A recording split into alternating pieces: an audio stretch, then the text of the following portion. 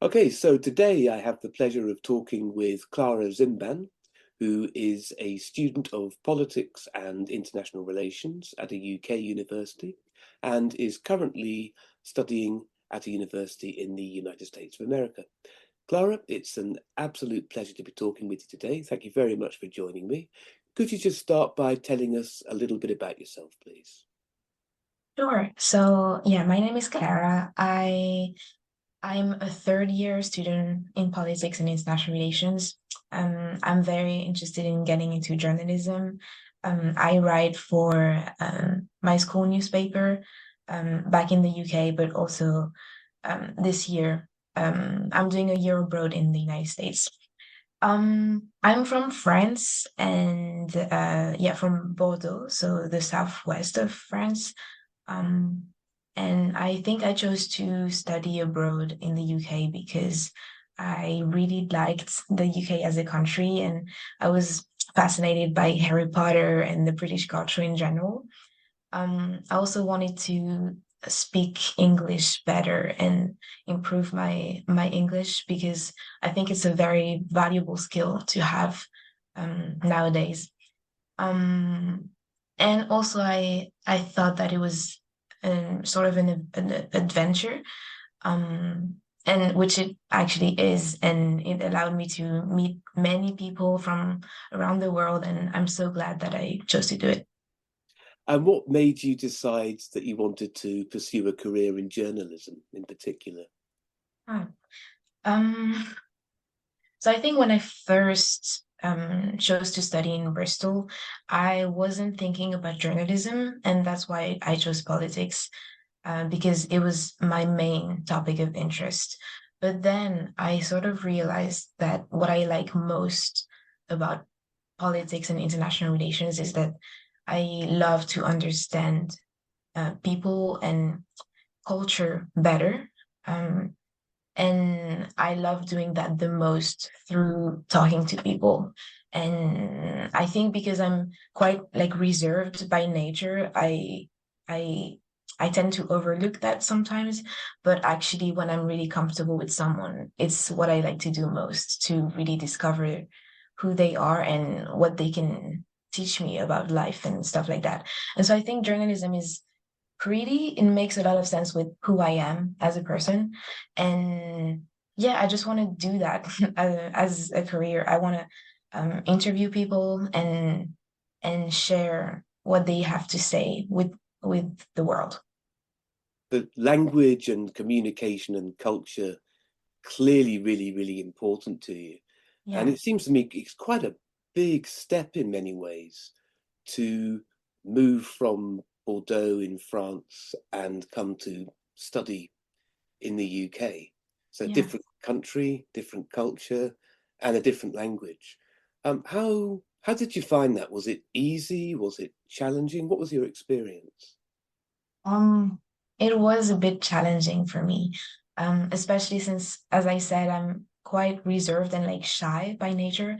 So, I mean, it was a new environment in many ways. So, in the sense that it was my first time being in a university ever. And so the high school transition with like university is a difficult one. And then, so there was a lot of work, but also, as you said, just the fact that I changed countries and like the language around me was different. Everything was different. And so I think for a young person, it's very scary. Um, but I also believe really strongly that it's only by doing hard things that we can grow as people. And I'm so glad that I did it, even if it was challenging for me. Um, I think in my first year, it was it was the hardest part of it. I think in my second year was easier, but yeah, the first year because I didn't know anyone and I wasn't so confident um, in my English. Um, so yeah, it was challenging, but I got through it. It's interesting what you say because as you were talking, I was thinking of the number of transitions required of a young person, as you put it, when you're coming to university in another country, because you mentioned the transition to a different culture, and we're thinking then of national culture really between France and Britain, transition into a different academic culture. So you, as you say, going from high school to higher education, and the transition into a different language. How long had you been studying English before you came to the UK to university? I think in France we start pretty early on, but it was still not the best like English education. I know a lot of international students who went to international I don't know, establishments like an international, and they did like an international baccalaureate. So I did not do that. So I only took maybe English maybe 2 times a week for 1 hour or so. But I think I was pretty good at languages. I've always been pretty good at like I don't know, replicating the sounds that I hear. And so I think for me it was easier than for most people. But still, it was I still had like a big French accent, and and it was still hard to understand a lot of the things that was happening around me. I remember that at that time I used to like think that I thought I understood maybe like 80% of what was going on around me. So, and I think in lectures it was even less because not only was it in English, but it was also really like complex ideas that were being shared. So yeah.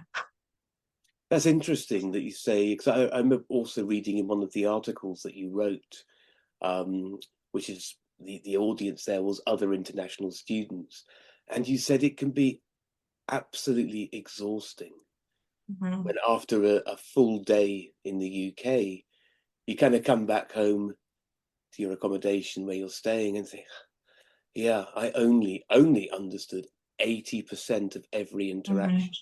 I mean, did you find it really quite tiring to begin with, operating 20% Yeah. in English? Yeah, because I also had the pressure of having to make friends, and having to socialize with people because that's the only way that you can make friends, right?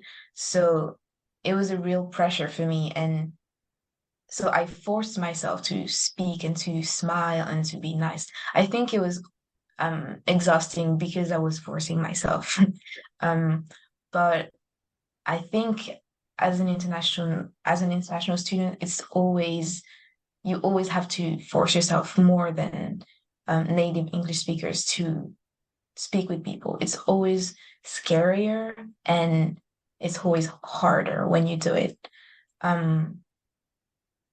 So yeah, I remember like coming back home after a day of school, just really tired because and like not wanting to talk to anyone because I don't know if you speak another language because you're not used to making those sounds and making those movements with your tongue. So like it's like a muscle. Speaking another language is like working out. So obviously you're going to be tired and it's exhausting physically, so with your mouth and also mentally. No, it is. I think I learned a language called 𝘆𝗀 many years ago when I worked in South Africa. It's a language very similar to Zulu, and therefore very different to English. And it's quite famous for having clicks. So there's 3 clicks in it, which you may not hear the difference between those 3 when it's done on Zoom. And that was such hard work. The clicks only account for about 7% of the sounds of the language. But for me, physically trying to make those clicks in the right place in the word in order to pronounce something correctly was so hard. And it was physically tiring. It's like learning a new sport or a new physical skill, because as you say, it is physical. That plus trying, as you were saying, trying to fit in and make conversation and be nice to people. and just understand what on earth they are saying. I agree with you. It can be really, really tiring. Yeah. Just And communicating. yeah, and there's also like the cultural factor, because yeah, as you said, you have to fit into a new culture, so you have to try to understand the cultural references, the jokes, and there's also this other aspect that's really hard. Yeah, so it's the physicality, the language, the vocabulary, and the way that language is used and all the cultural references that create Exactly. quite an overload. And I think the other thing I was going to ask you about that is, very often I find when people learn English, they learn a particular form. So a lot of students typically that I've worked with will be learning enough academic English to pass the English admissions test for a university. Does that really prepare you for all the social interactions that occur? Mm.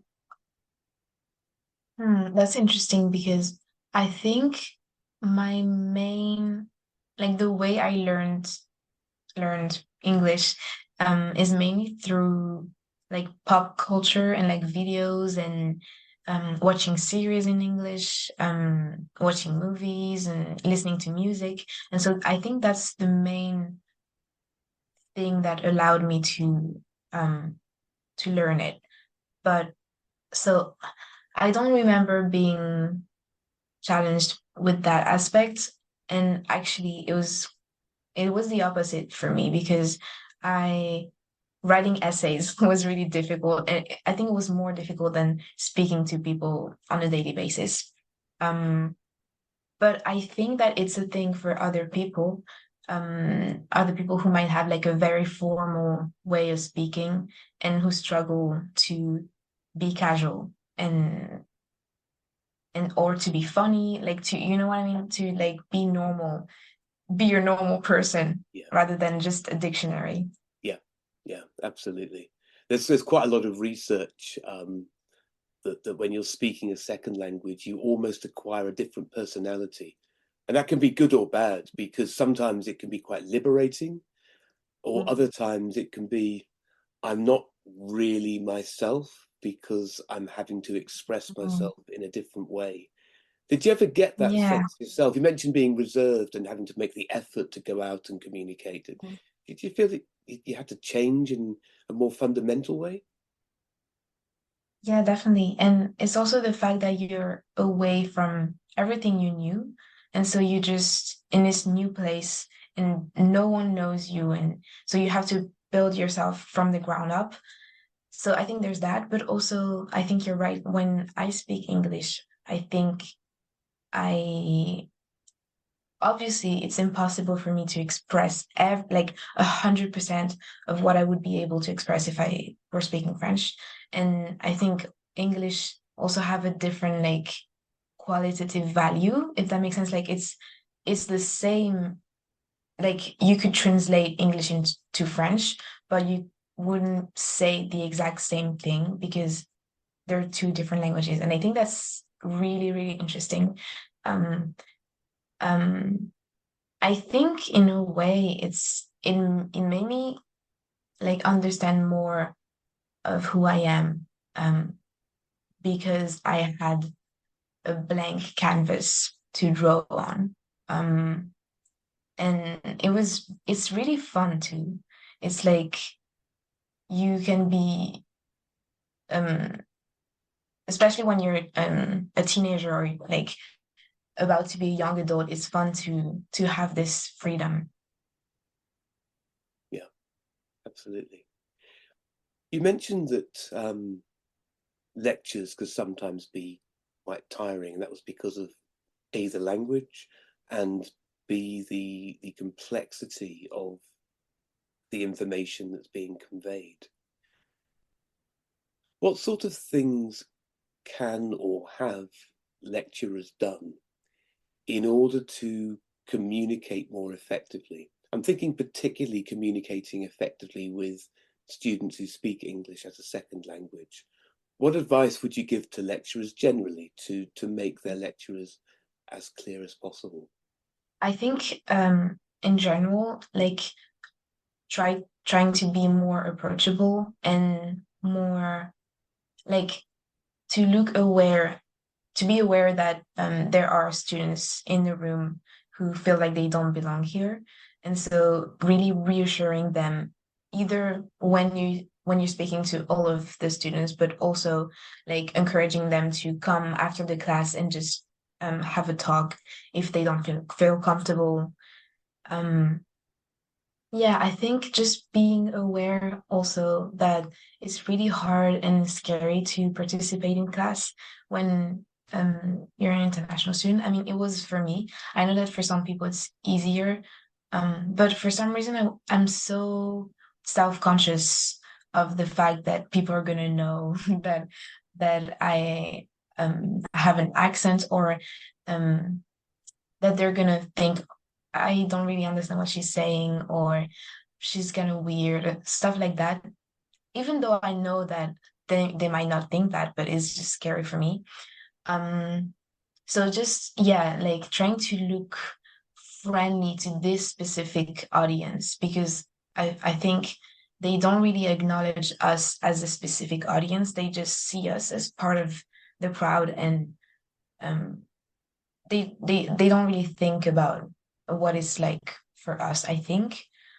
Um, so yeah, that would be, I think, my advice. Let me think if um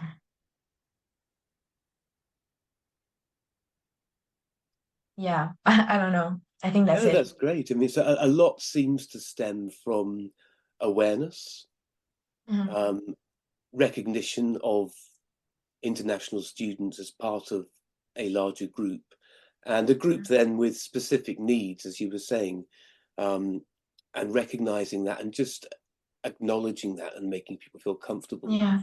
as a starting point is a really good way of doing it. I found it very interesting what you were saying about self-consciousness and participation in group work. Mhm. Do you find that yourself or other international students, particularly when they're starting out at university, is there a real reluctance to join in? You did touch upon it just now, but Yeah. And actually it's interesting because this semester in UW-Madison, I'm taking a French literature class and it's taught in English, in French, sorry. yeah. So yeah, I speak French. I forgot if I told you that. Anyways, um, so it's interesting because I watch myself acting in this class, and I'm so different in this class. I'm so confident in what I'm saying, in my ideas, and also I'm just confident that I'm going to be able to express clearly and eloquently what I want to say. And it's such a nice thing to have that, to just feel 100% confident in your voice. And yeah, and so I think it does impact me a lot, even if I don't uh, if even if I don't think about it too much when I'm in my English classes. But it's not that it's not that I think about it and that I feel like, oh my God, maybe I should not participate. It's more that it constrains me, um, and it makes me feel different. And I'm also aware of the culture around me that's not the same. I'm aware that I'm different, and I think it's more than the language is just it's being out of your comfort zone. It's being um, out of your culture. And what would you need from tutors who are running interactive workshops or seminars Mhm. to help you and other international students overcome that sense of difference, that sense of being out Mhm. of your comfort zone? What can we do as tutors to help include international students and encourage participation? I think one thing that would help is if they would ask students questions specifically to them. For example, like not let them raise their hand and say the things that they have first, the question, and asking the students who are more likely to be shy. Because I think sometimes we have things to say and we have like a point of view and stuff like that, but we're just not confident enough to like raise our hand and say it. And even though like I feel kind of guilty because I feel like I should sometimes like have the guts to do it, but sometimes it's just I don't know, it's the whole idea of being shy, right? So I think it would help to have questions asked directly to me, Yeah. and then to other people too. But yeah. There's being actively included rather than saying anyone got any questions, and Yeah, then you don't get a chance to actually right. your own point of view. Do you find that, and I'm thinking of my own experiences when I've had to contribute to workshops in a second language, do you sometimes need more time to think of your answer? So you kind of, I've had the experience, I kind of know what I want to say, Mhm. but I need an extra bit of time before I can say it. Is that an issue for you and other international students that you think exists? Hmm. I think I've reached like an English level that allows me to think in English and to think really fast in English and to feel really, really comfortable in that language. But maybe for other international students, that might be the case. And also, especially if they're in their first year, because obviously they're not used to thinking in English and they might not already think in English. So yeah, so like for younger students, I think it would be relevant to do that. It almost seems like allowing enough time for people to answer and contribute could be a good Mm-hmm. teaching strategy, really, in that respect. Yeah. Yeah. Okay. You mentioned about as well about writing for academic assignments and how tough that could be, certainly at the beginning. Again, can Mm-hmm. you just elaborate a bit on that? What was it like having to write assignments in English? Um, it was it was a bit confusing because no one really explained how it was supposed to be, like how an academic essay was supposed to look like. And obviously I hadn't like written an academic essay in English before. So I just kind of made it up.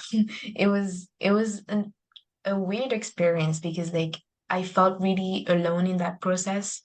Um, and then something that was frustrating too is when I got my feedback and I realized that part of what made my grade is also that I was an international student because I wasn't able to make as much sense as an English speaker could. Um, so it's very it's not like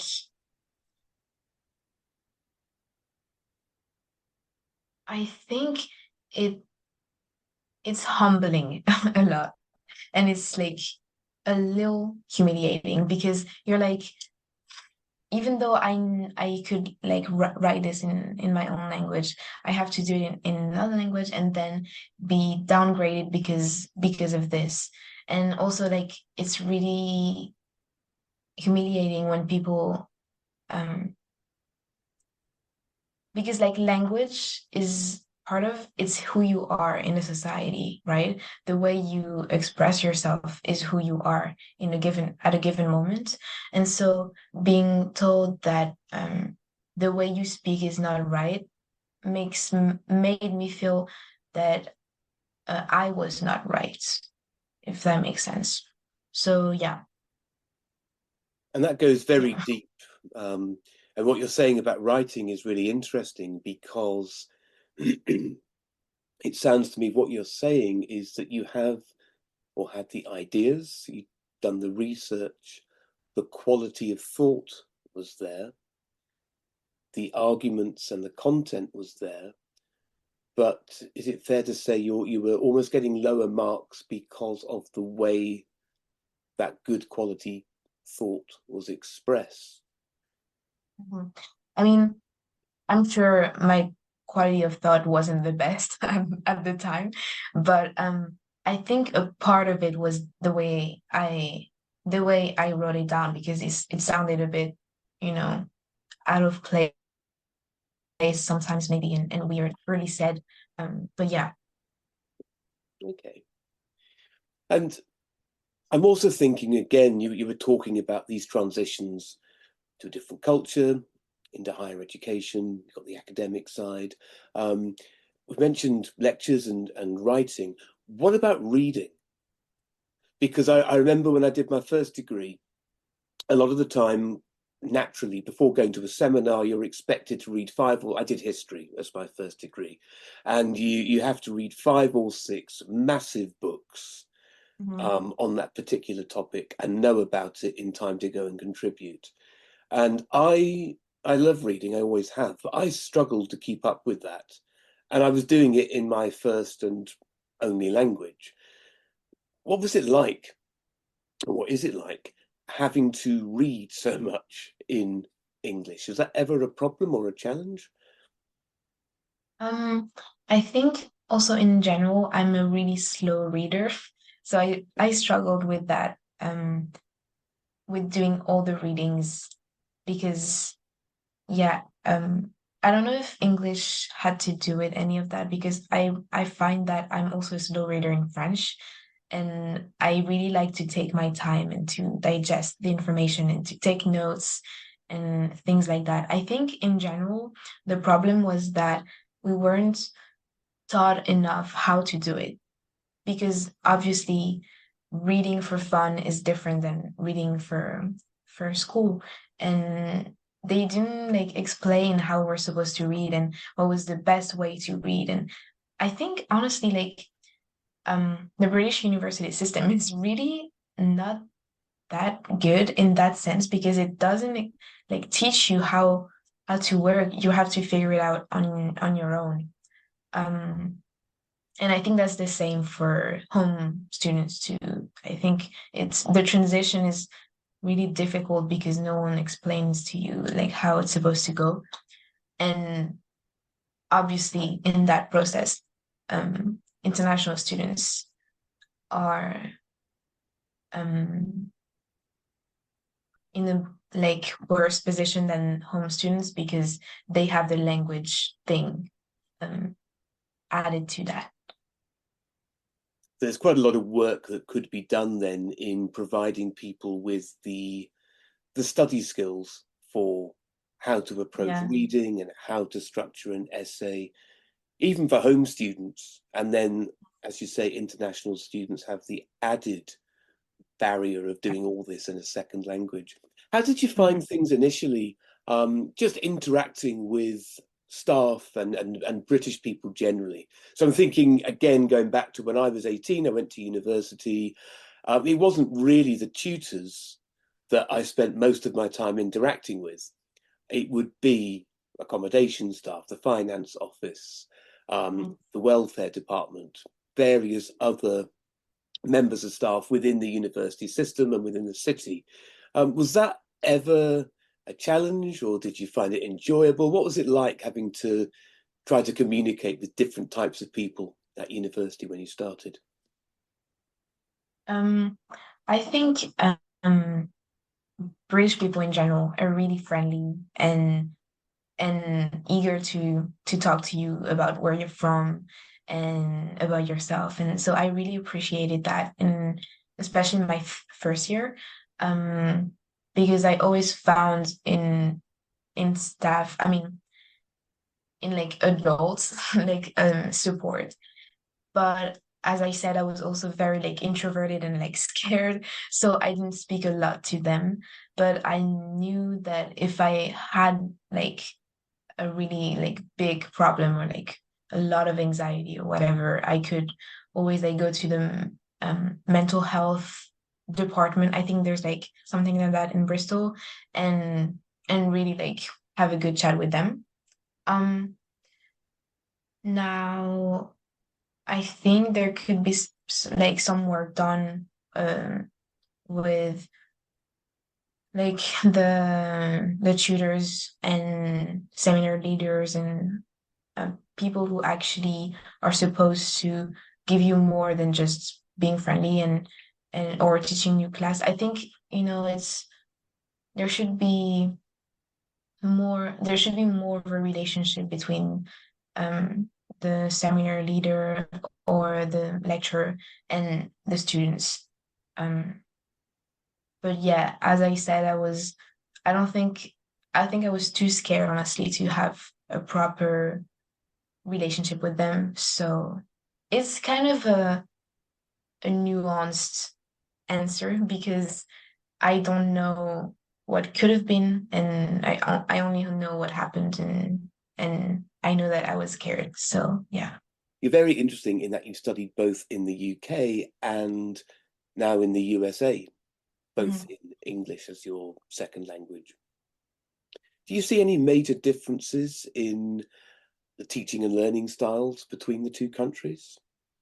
Mm-hmm. It's a lot of similarities, but I think the teachers are more approachable in the US because it's really emphasized that they're, I mean, we have more classes, like sessions together, rather than like in the UK, it's like 2 hours per unit. So it's really just really like it's not a lot. In the US it's more, and there's like more interaction with the professor too. There's a lot of asking what we think, and I have one professor this semester who's like the friendliest uh, professor I've ever had, and he's just so casual with us, and he speaks to us um like we're part of his family almost. And I know that some students in the class know him from outside the class, so I think that might be what it is. But it's just so nice to be treated a more like a person and less like a student sometimes. And for them to ask us how we're doing, and like to actually know our names too. And so yeah, I think it's very similar, but there's more friendliness in the US And more interaction between and more students? interaction. Yeah, Yeah. yeah. Which I guess would, and this is a question really, but I'm imagining that if there's that greater interaction, presumably that must break down barriers and help to reduce any anxiety around communication if you're having to communicate with them. Yeah, definitely. It's easier for me to speak because I feel more welcome in the environment that I'm in. Um, yeah, rather like in the UK, it's more, I noticed that it's more about um saying the smartest thing in class and saying it the like the best. And here is more like you just say what you think, and like there's a discussion, and I like that better because it's the performance that can be present in a UK classroom that scares me actually, and that makes me anxious about um being perfect and like saying the perfect thing, and yeah. That's interesting. I hadn't thought of that phrase before. Using language as a performance. Definitely, especially in politics. In Yeah. politics, I think people are so proud of their ideas and their knowledge about history and politics and international relations that it's just showing off sometimes, and it makes me uncomfortable because I feel insecure about that. So I don't, it's like the opposite environment that I need. It's exactly what I don't need. An environment where everyone is trying to show that they know best the subject. Okay, Clara, it's been an absolute pleasure talking with you today. Thank you so much. I really appreciate your time. Thank you very much indeed. Thank you, James. Thanks for having me.